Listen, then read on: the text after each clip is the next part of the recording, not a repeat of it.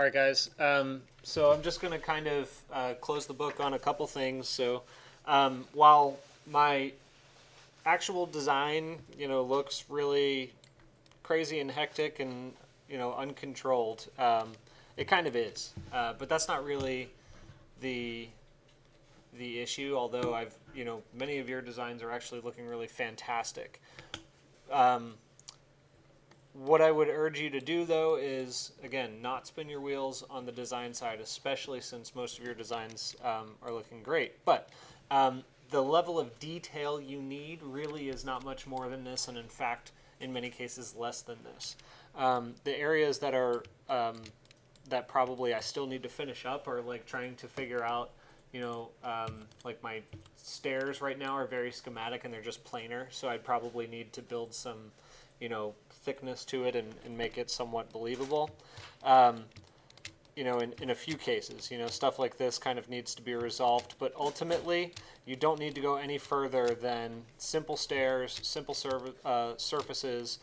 The only other thing that I want you to think about is the enclosure of your actual sort of retail spaces, right? So at the end, turn back on your program for these retail kind of environments. Or shops or whatever the program called for. And these are the spaces that you're going to need to actually design enclosure around.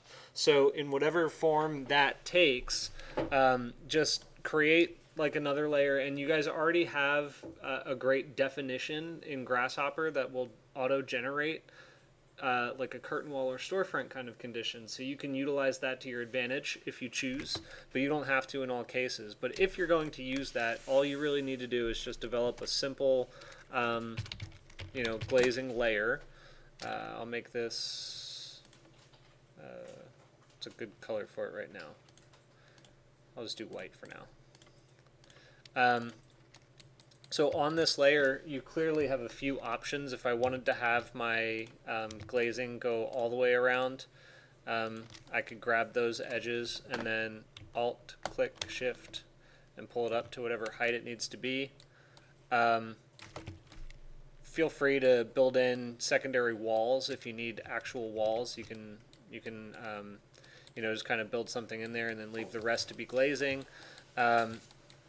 The way I did that one is I actually just pulled a roof over top of it and I started to integrate it. But in this particular component, because my architecture is not going to be enclosed in this little stair area, but it's still kind of like an environment that I want to articulate, I decided that I think it's a good idea for me to maybe grab this edge, for instance, and then maybe kind of extend that whole system out. Whoops. Control Shift. Click. Weird. There we go. Alt, click. There you go. But and I'm just kind of creating architectural features here. It's really nothing special, but I thought that it would be good to try and control the flow of people and stuff throughout that space.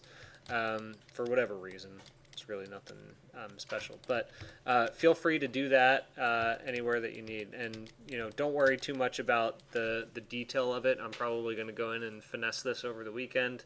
But starting next week, I want you to be thinking about your views, right? So my concept was around these particular points, right? And those points are nodal points for either collective spaces or smaller meeting spaces, and each one of them has a particular kind of quality to it, right? So like this one right here, let me get a decent view property actually.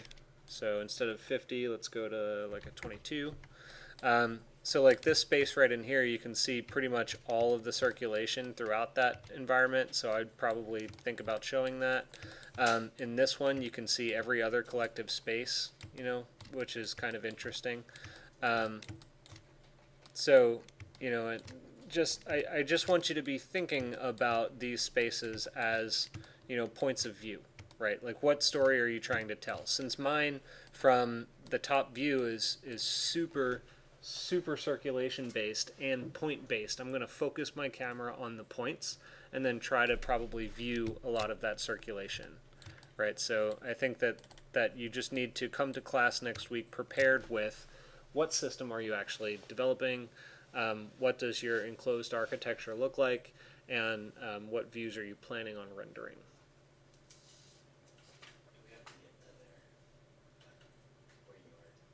I would suggest it, yeah. But like I said, don't worry so much about the stairs. I did that to get some more articulation and believability about it. But if you guys wanted to just do ramps everywhere that simulate stairs, that's totally okay. Again, this is a design charrette. It's supposed to be done fast.